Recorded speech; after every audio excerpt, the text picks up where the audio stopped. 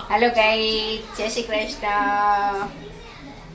આજે ફ્રેયાને ખાવા તા ગપગોટા, એટલે અમે બનાવી છે ગપગોટા આજે. ખાવા તા ને? તો જો ગપગોટા માટે છે ને બટેકા, ગાજર ને કોબી બધું કટિંગ કરીને તૈયાર કરી લીધું છે. હવે એનો વઘાર કરવાનો છે. અને ફ્રેયાને ગપગોટા નથી ભાવતા કા? ભાવે છે? ભાવે છે હો. હવે આપણે આનો વઘાર કરી નાખશું.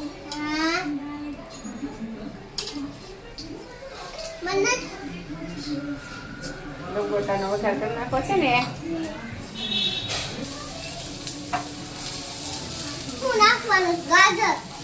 ગાજર, કોબી, બટેકું. હાથ લઈ લે તારો, હાથ લઈ લે. ગપગોટા કહેવાય, ગપગોટા નો કહેવાય. એટલે પ્લેટમાં ઉપર અત્યારે તળી જઈશ. તળી ગયું છે અને છે ને આપણે નાખીશું રવો છે ને પલાળ્યો હતો એમાં. અડધી કલાક વહેલો રવો પલાળ દીધો હતો. છોડવી નાખ તો કાચી ઠંડી સડી જાય.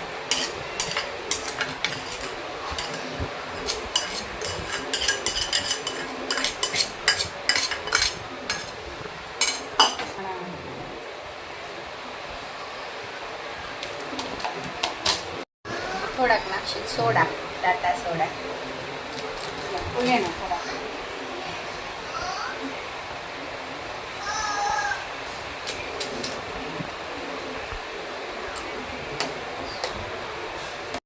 ગપગોટાને છે ને માખણમાં શેકવાના છે.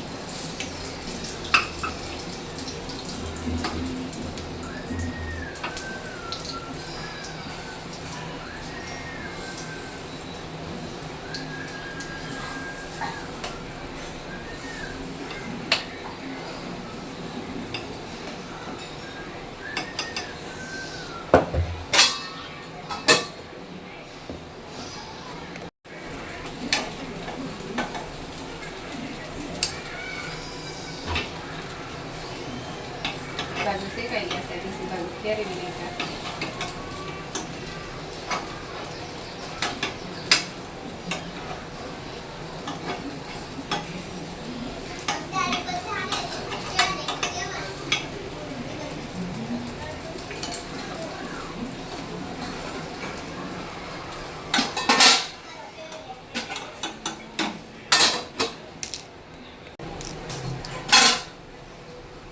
ગપગોટા સડી ગયા છે, કાઢી લઈશું હવે.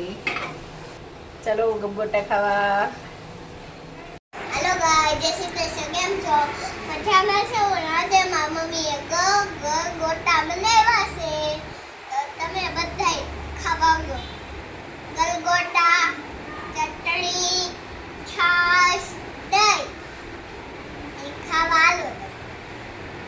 ગલગોટા નો કહેવાય, ગપગોટા કહેવાય. શું કહેવાય? ગલગોટા ખાવા આવો.